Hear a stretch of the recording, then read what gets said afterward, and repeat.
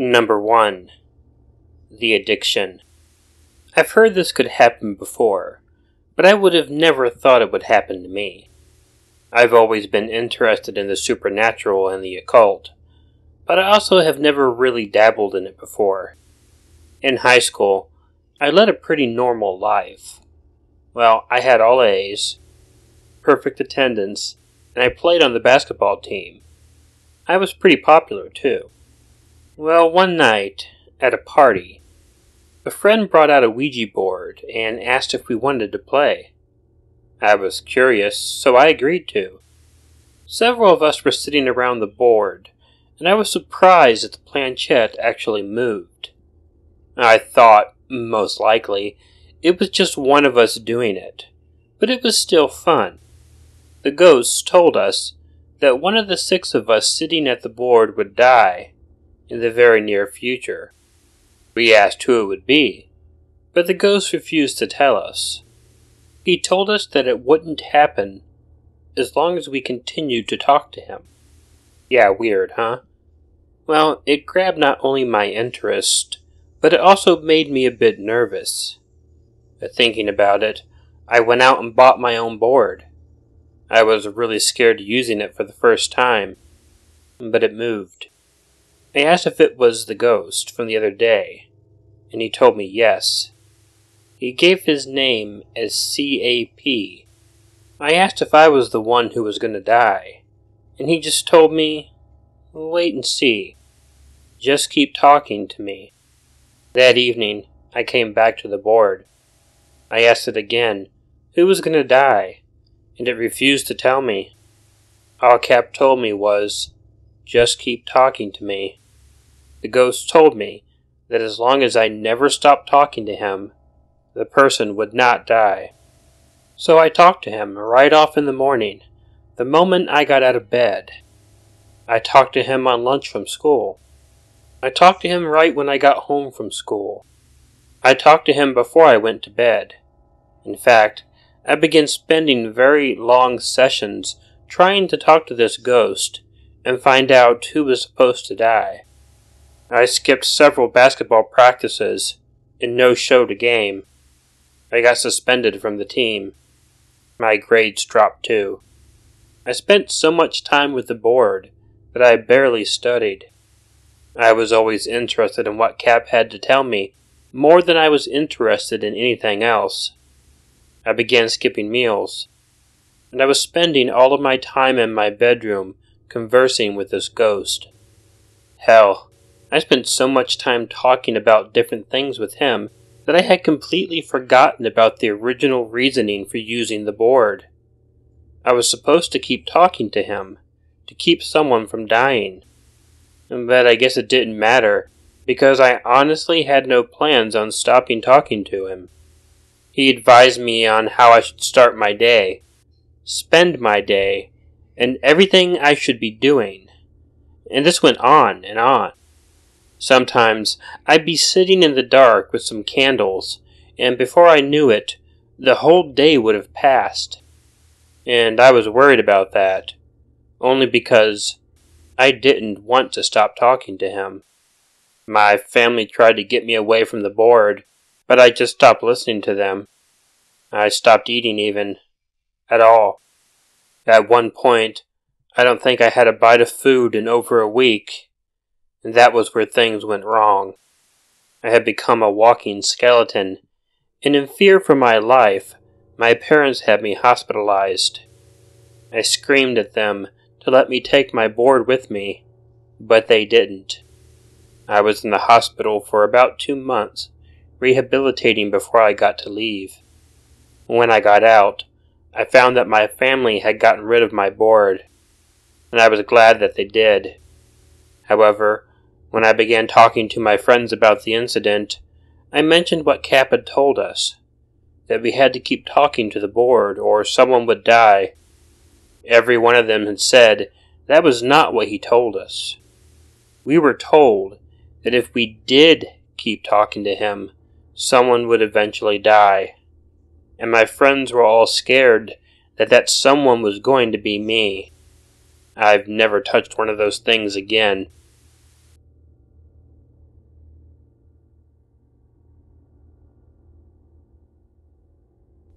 Number 2.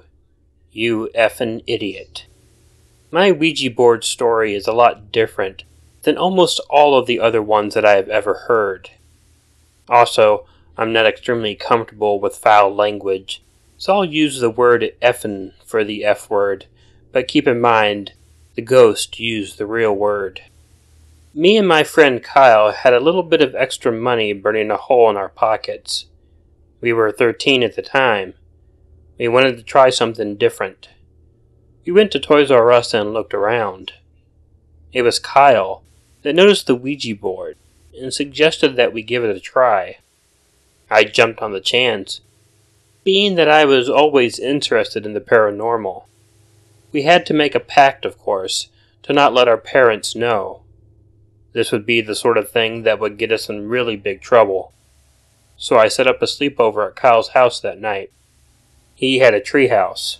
Yeah, an honest-to-God treehouse. And we knew that it would give us the privacy we needed to contact the spirit world. We waited for Kyle's parents to go to sleep. And it was difficult to do so. We were so anxious. But we were too scared of being caught. So we lit some candles, did the whole scene, and it took a while before the pointer began moving. And it was weird from the beginning. The very first thing it told us was, "Hi." We asked its name, and at first got no answer. We asked again, and then it spelled out, "You effing idiots." We asked it a few other questions, and the responses were along those lines. It kept calling us effing idiots, morons, and even laughed at us. It spelled out a really long, ha ha ha ha ha ha ha ha. Now, while this was not the sort of conversation we wanted with the spirit, we were still in a bit of awe that we were communicating. It didn't matter too much to us that whatever we were communicating with was just insulting us. It was still sort of fun. But after a series of insults, we decided to finally ask the ghost why it thought we were idiots. We asked if it thought we were idiots for using a Ouija board. It said no. We asked it to explain then why it thought we were idiots. It took a while before answering, but then it spelled out a long and terrifying answer. It was difficult getting the letters written down while trying to keep communication going on the board. I kept one hand on the pointer and wrote down the letters with the other. Afterwards, I looked at all the letters and tried to read it without the spaces. When we did, both of us practically had heart attacks. The ghost had told us, "You're effing idiots for being outside with an escaped killer in your yard." We didn't even wait for that to sink in. Kyle peeked out the window of the treehouse and looked down, trying to see if someone was in the yard. He didn't see anything, but he pulled up the rope ladder into the treehouse just in case. We asked the Ouija board again if the killer was still in the yard. The only answer we would get is, "He's watching you." Kyle and I stayed in the far corner of the treehouse, away from the door and window. We were too terrified to look out again. We were too terrified to leave. We were too terrified to call for help. And we were damn well too terrified to even think about leaving the treehouse. At some point, we did fall asleep. We woke up when the sun hit our faces. Eagerly, we got out of the treehouse as quickly as possible and got into the house. We asked Kyle's mom if there were any escaped killers on the loose, and she just looked at us like we were weird. She told us to stop telling each other scary stories and that there was no such thing going on. As it turns out, there were no escaped convicts or anything like that. Whatever that was, ghost or subconscious or anything, it was just messing with us. But when it was happening, it was the scariest experience I had ever had.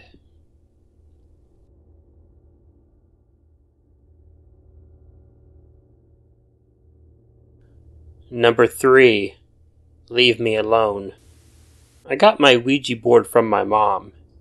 You know, You hear a lot of these stories, and generally, whenever the teenagers want to get aboard, their parents are always against them. Not my mom. She used one all the time when she was a teenager. She had forgotten about it, but when our grandma died, she came across it while cleaning out her old house. She gave the board to me, and told me about how she used to use it, and told me I should play around with it a bit. My friend Jeff and I decided to play with the board one night. For the most part, nothing happened. We fiddled around with it a little bit. We left to do something else, and then came right back to it. Finally, really late in the night, we finally got a response. We asked if anyone was there, and it said, no. When we asked how it could say no if no one was there, it replied, leave me alone. We asked more and more, but the only answer that we would get each time was leave me alone. It was not only weird, but very disappointing. I mean, people use these things to find out interesting things, right? And for a lot of people, it doesn't work. But it worked for us, and we found a ghost that didn't even want to talk to us. Ah, the irony. Well, it's not like we gave up. Every now and then, we would get back in contact with this ghost, but it was always the same. It would tell us no, that nobody was there, and any further questions resulted in, leave me alone. I decided to ask my mom about it. She had known so much about these boards that perhaps she could give us some advice. Her only advice was to try and find other spirits to talk to, and that it was a good idea to leave this one alone, if it was this adamant about being left alone. Well, that's like telling a brother to stop bothering his sister. It isn't going to be that easy. We continued, trying to get some sort of information from this ghost, who always pretended not to be there. At some point, I guess we irritated the spirit even more, and it told us to not try to ever talk to it again, or there would be consequences. We of course were not worried about what a ghost could do to us. I mean, all they can do is haunt and not hurt people, right? So we didn't listen. And the following evening, after we were told to stop bothering the spirit or else, we tried contacting it again. This time, there was no answer. There wasn't even a no, or a leave me alone. The pointer just didn't move at all. We kept trying and trying, but we got no response at all. At some point during the night, we heard a loud crashing sound coming from our kitchen. Running downstairs, we saw that all the windows in the kitchen were broken. Dishes were smashed all over the floor and in pieces. There was no one there, and we never had any idea who did it. Anyone alive, that is. And Jeff and I decided that it was the ghost that had been trying like hell to get us to leave it alone. We pushed it too far, and it trashed our kitchen. We kept using the Ouija board, but we never tried contacting that ghost again.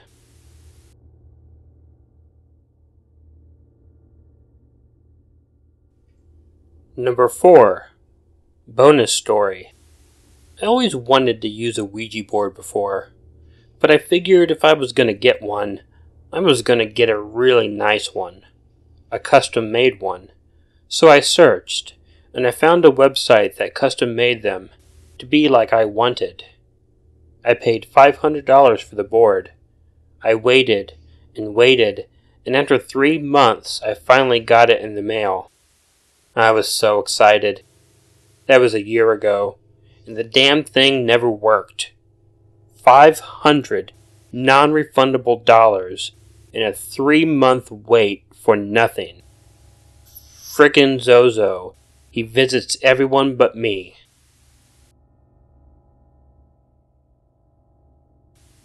Hey all, Killer Orange Cat here. First off, I want to thank everyone who helped out with the GoFundMe. As of yesterday, we met the goal. Thanks so much. It's really not something I would have ever thought was possible, but kindness and generosity can be a real and very amazing thing, so thank you from the bottom of my heart. This was a bit of a weird video for me to do, as most of you know I am a skeptic. But I also think if someone has a story to tell, that it should be told. And really, I found all 4 of these stories very entertaining. I know some people who have listened to my video, Kaidan number 1, My Apartment, know that the strange things that happened to me in that video seemed to start when I met up with someone with a Ouija board. However, I don't really know how to know what really happened and what I may have made myself believe happened. However, when telling scary stories, I try to give everyone who takes the time to send me the story the benefit of the doubt. For now, if you like this video, please let me know by hitting the like button. If you're not already subscribed to Killer Orange Cat, please consider hitting the subscribe button below, or use the icon of Ichigo that will appear at the end of this closing. Leave me a comment to let me know what you thought of the video, and feel free to share it with someone you think might enjoy it. If you have a story that you'd like narrated on Killer Orange Cat, please send it to the address provided in the description. My only requirement is that it is original, meaning it has not been read on any other YouTube channel. In the meantime, please don't forget to make sure to check in your closet and check under your bed, because you never know where a Killer Orange Cat might be hiding. Good night.